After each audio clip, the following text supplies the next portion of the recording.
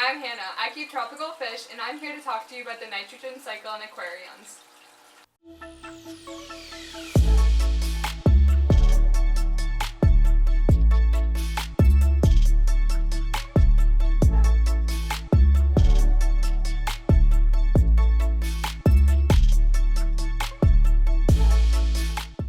The nitrogen cycle might sound familiar from biology or environmental class, but not many people know that it is a major part of whether or not your new fish will survive.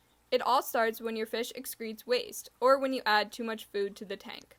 The debris begins to break down in the water through the process of ammonification.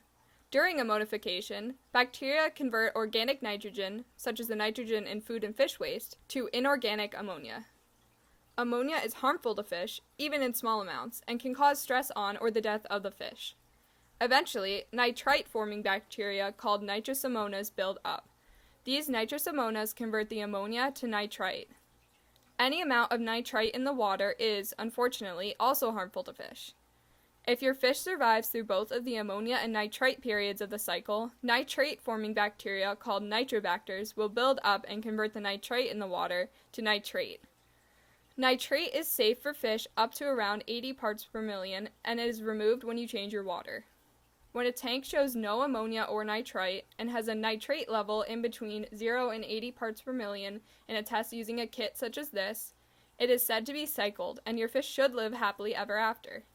This means, however, that when you bring home a new tank and your fish at the same time, you're not actually ready to be a fish parent. Ideally, you want your tank to be cycled before you add a fish into it. That way, the fish will not have to go through the stressful stages of the nitrogen cycle, where it is exposed to toxic ammonia and nitrites, making the transition from the fish store to your tank much safer. The easiest way to cycle your tank is by collecting seasoned filter media from a friend or a fish store and placing it in your own filter. This will allow beneficial bacteria to populate your filter and tank decorations, so that when you put your new fish in the tank, the bacteria are ready to convert any waste from ammonia to nitrites to nitrates without harming your fish.